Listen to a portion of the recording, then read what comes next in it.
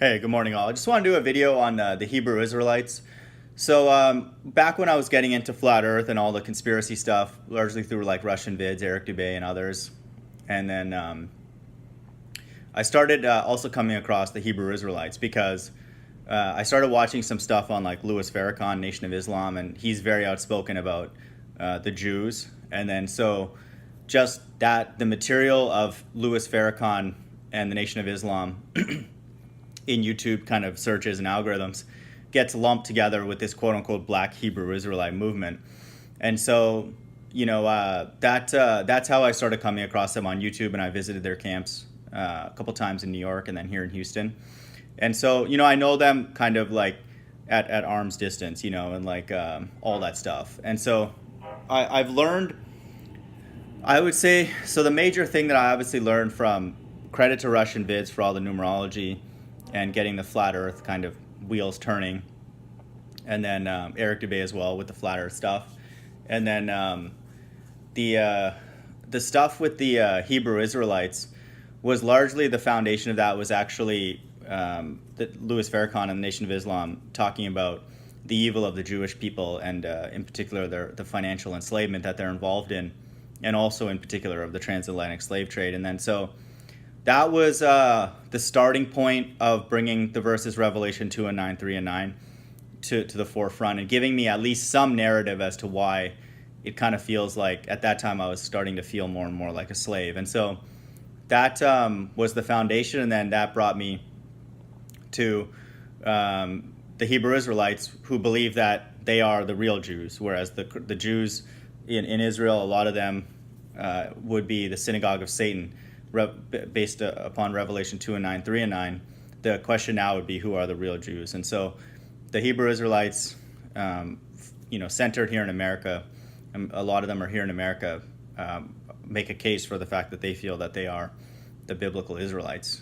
And so I started watching their videos, and I would say the three main things that I took for them, just kind of looking in the rearview mirror, is that first, that all the prophets, and in particular Jesus Christ, or who we call Yahushua, to distinguish from the white Jesus, is a dark-skinned person. And so that's one major clue that helps us on the search for kind of who the true Jews are, but just kind of visualizing who Jesus is, and to me that's a very, very important thing.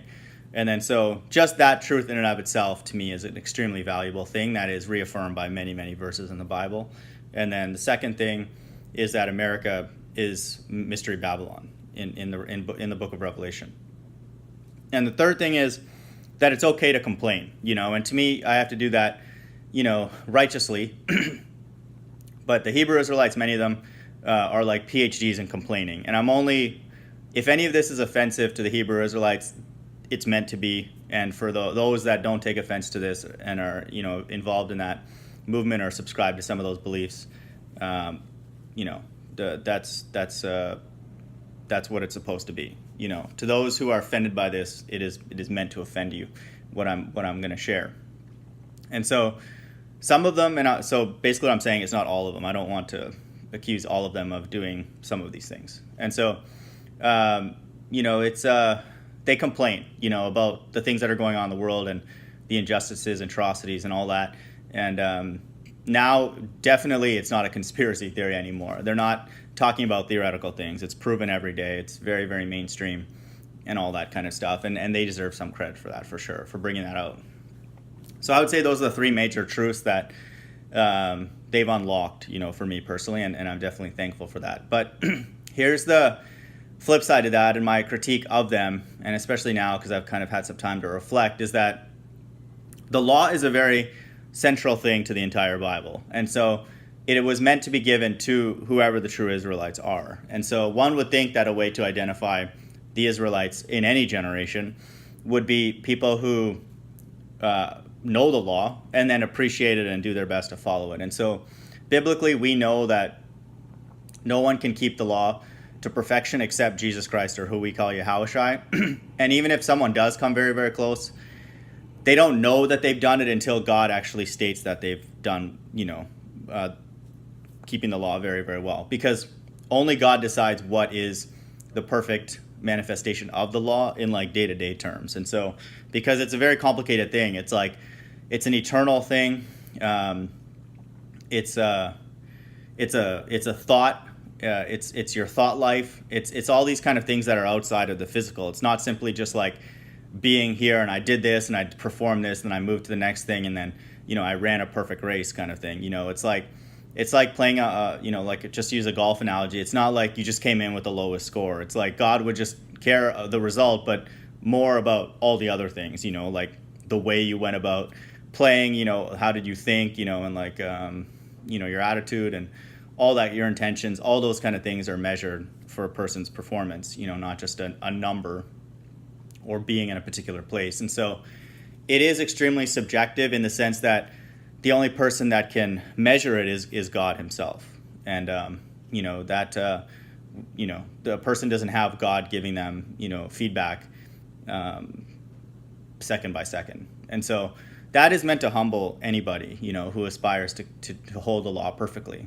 And so, to me, many of the Hebrew Israelites, and it's mostly the leadership, they've just brought complete shame to the law. Like they are people who are supposed to be the ones who are the most, apt to keep the law, and then also understand that the law was in place to humble all of us, and then ask us to basically bring us to a place where we thirst for mercy, because that's all we can ask for when the standard is so high, and we don't even know if we're keeping the standard, even if we are, to some degree. And so that is not reflective, at least from what I've seen, in a majority of the Hebrew Israelites. And so, I can't say that I'm a much better example of it, but I don't even hear this language from them, which one would think if they are the Israelites, the chosen people and all that, this would be like a very, very basic thing. It's like going up to a mathematician and them stumbling over like, what is 2 + 2? You would question, like, do you even know mathematics? Like, are you in, when did you get in this stuff and all that? You have a PhD in math, but you don't know what 2 + 2 is. That's equivalent. If you're a person who claims to be close to God, and an Israelite would be, by lineage in the very least, you would know what the law was meant for, and the kind of language one should be using when discussing the law and their ability to keep it.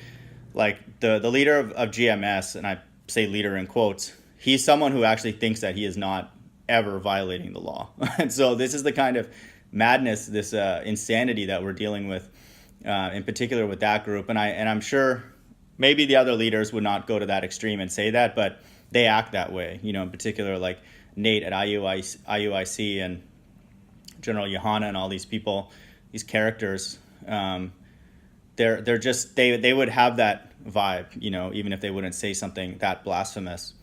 And so, these, especially the, like Tahar at GMS, like these people are supposed to be the ones who understand why their people are in the condition that they're in, because they believe that, Deuteronomy 28 lays out curses that have been put upon the nation as a whole, and that is why many of the so-called Negroes are in the condition that they're in America. They should be aware of that. That is the foundation, one of the foundational elements of their entire narrative. However, they will be the very first people to, slander their own people, and like, to me, this is, these people are total sellouts. They have no idea, like,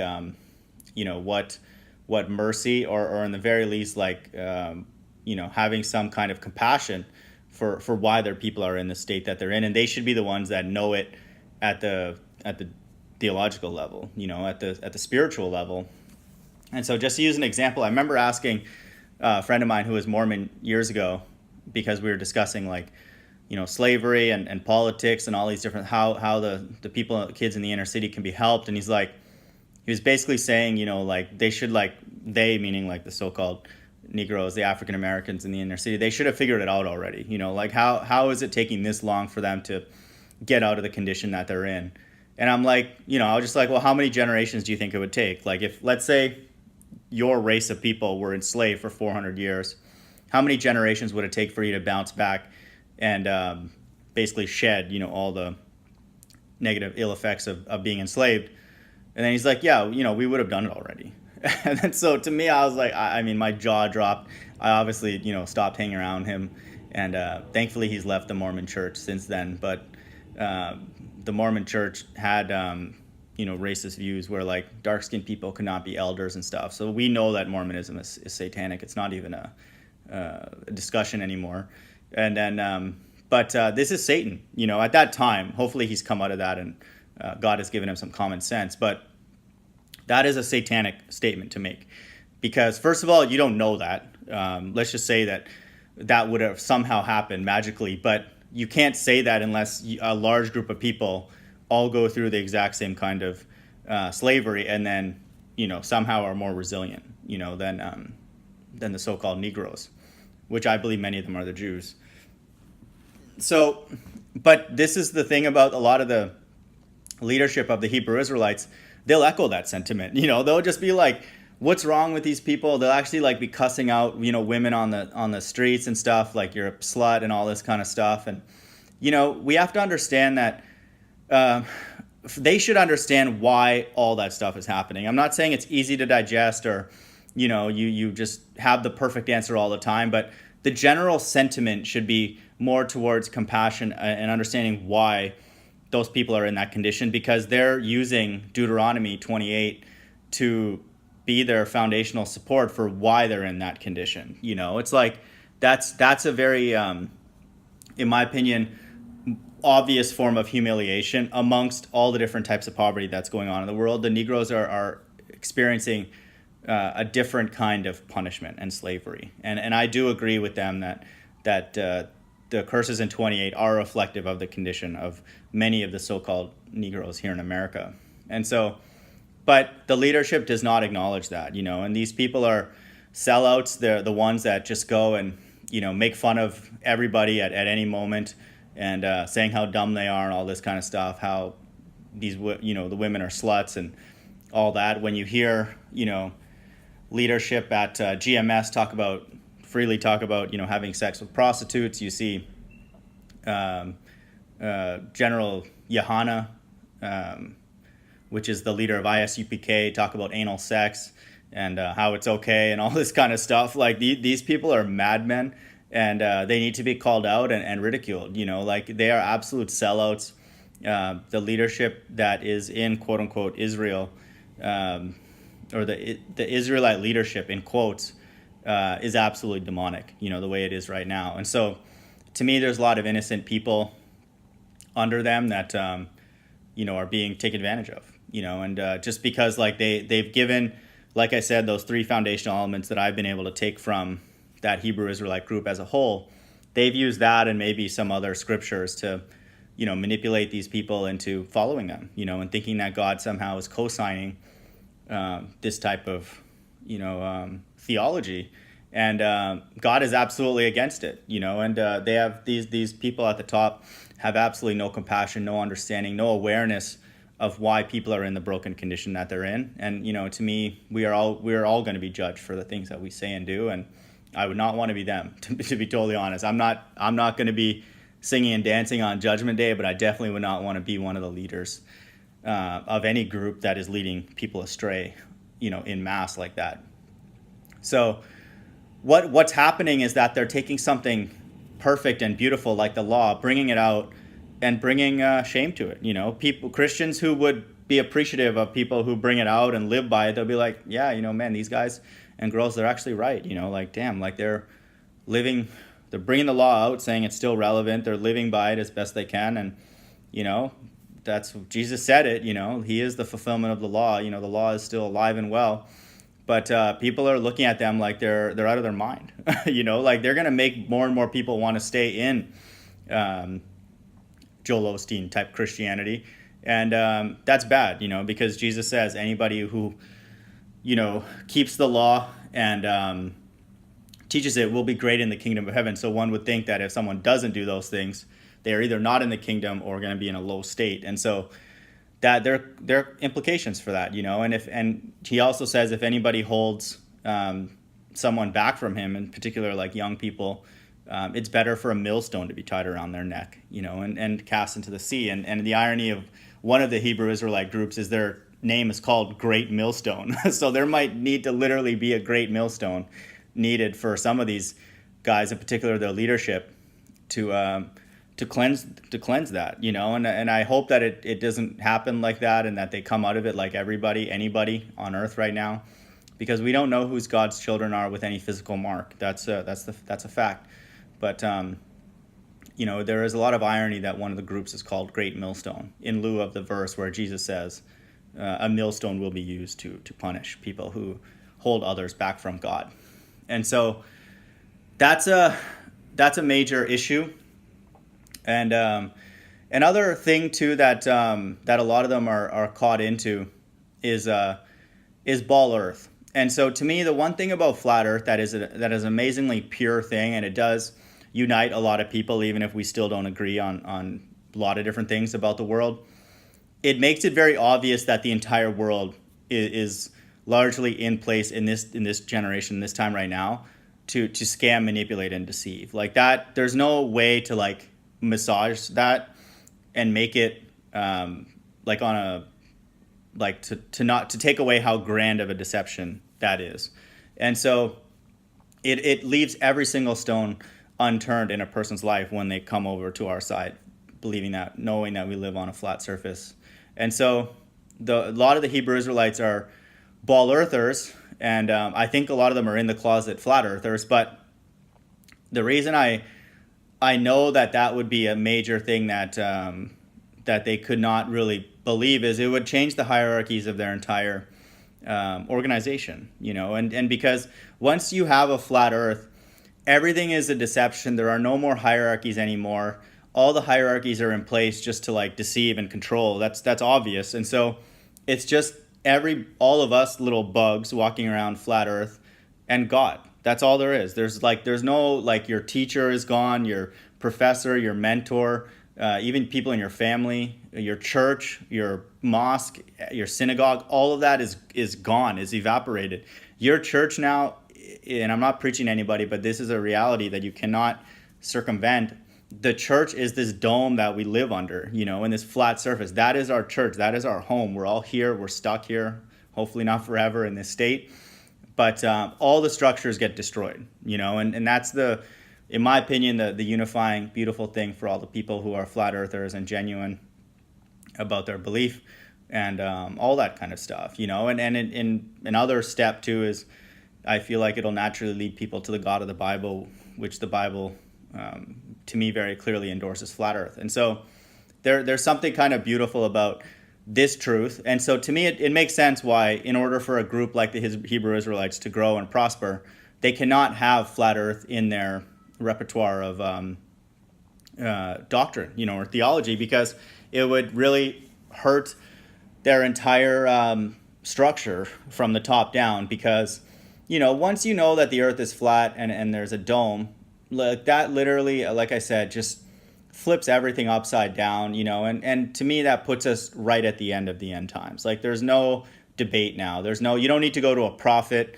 or a deacon or an elder in a Hebrew Israelite group or any group to know that God is stepping forward. He's made a major step forward towards us, and we have a choice now to take a step towards him or to stay where we are or go in the other direction, and like hopefully we all make the choice to go towards him. But the Bible says that we won't. Not everyone will.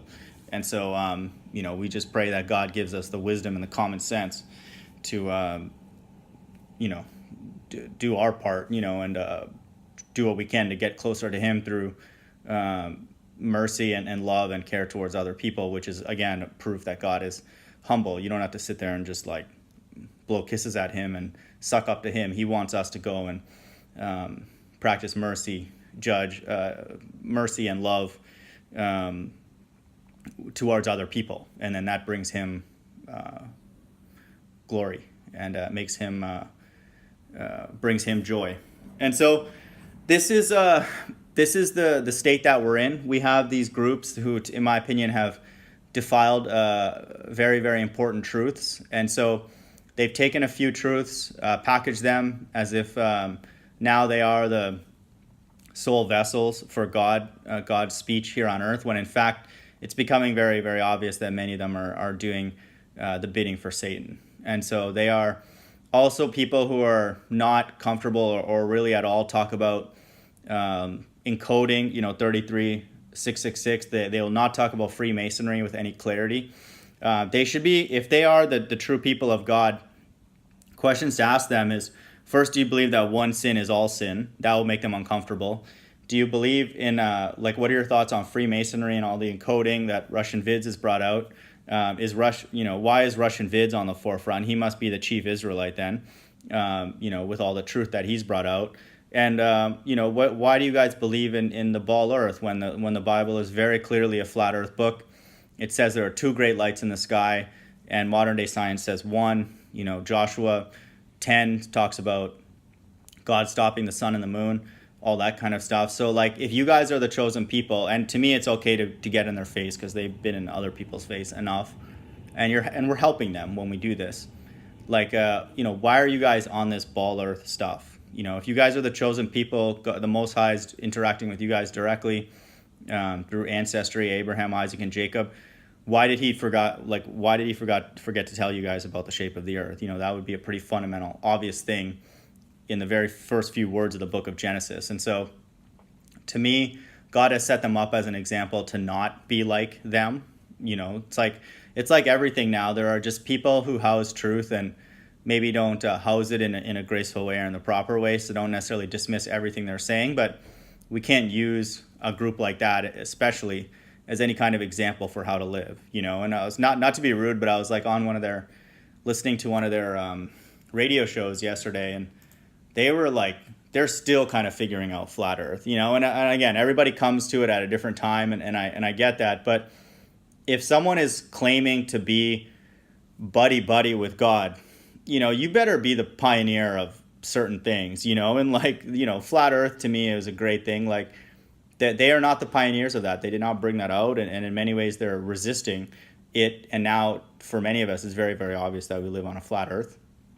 They're not the ones who brought out the encoding and the deception in the media. Largely, Russian Vids did, almost single-handedly. And they're not the people who are the most merciful on earth. They would be, one would think, okay, if you're going to go go 1 for 3, okay, you didn't get those two, but get the mercy part right.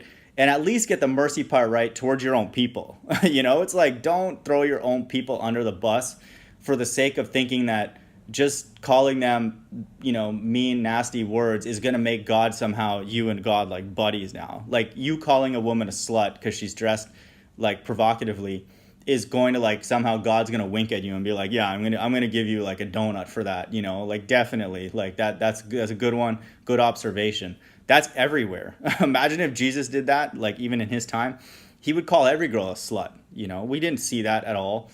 Not even once did he go to anywhere near that level of language. And he could very easily have done that in any generation around even pure women, what we would consider pure women. So we have to push back on the truth, especially groups that are organized like this and claim to house truth and claim to be close to God. We have to help them. Just like we all need help. If I start teaching doctrine that is absolutely moronic and is not rooted in anything, that's delusional, and I start saying, things that are true that I don't know are true, or things that, I'm trying to profit off of, God's word in any way, financial, emotional, or otherwise, it needs to be called out. And to me, people around me, though I don't have many people these days, but in general, if the people I interact with are not willing to call me out on that, then, it's bad for me, because like the Bible says, our works and the things that we say are going to be the things that dictate our position in the kingdom of heaven if we get in. And so, they would not be, doing me a favor. It's just like if you're playing a sport with somebody and you see them just doing the wrong mechanics over and over and over again, and they're not succeeding at all. And it's you're not helping that person by just watching them fail. It's you can give them a little, advice and get them on the right path, especially if you think that they are sincere. And I do think a good number of them are sincere. They're just under incredibly poor leadership. And GMS is just an extreme example. GMS and IUIC and ISUPK are kind of the extreme examples, but it's even subtle leadership that's poor is almost just as deadly, if not potentially more than just overt, perversion at the leadership, because it can actually carry on for much longer, And I do think that a lot of the Hebrew Israelite people are waking up just strictly because of flat Earth. Like, you can't deny it. I mean, it's in the Bible. So even mainstream Christians that they make fun of, and I used to kind of was on their case a lot. A lot of them are waking up to the fact that the Bible is a flat Earth book, and so these Hebrews who claim to be biblical scholars, they're not going to be able to hide for this truth for much longer. And so I hope all of them come out of that. And flat Earth is a beautiful truth. It's not the only truth, and it's not the pinnacle of all truths or anything like that. The truth is an individual named Jesus Christ, or we call Yahushua. So the truth is something that is more fluid. It's a spirit, and it's all we can do is do what we can to earnestly pursue it. And the thing with that too is sometimes that's not even enough, because God gives us the energy to pursue, and so everything is up to God, how close or how far He wants us away from Him. And we have to pray in these days that God keeps us close to Him, because there's an incredible amount of evil. It's orchestrated, it's intelligent, and a lot of it is coming presented to us with a cloak of righteousness, which makes it harder to discern whether what is true and false, and what is pure and what is evil. And so I just wanted to put that out there, and I just ask those brothers and sisters, especially the ones who are really deep into that stuff, to really look into flat Earth and read your Bible for yourself, and have the courage to stand up for the truth. Hope everyone's doing well. Bye.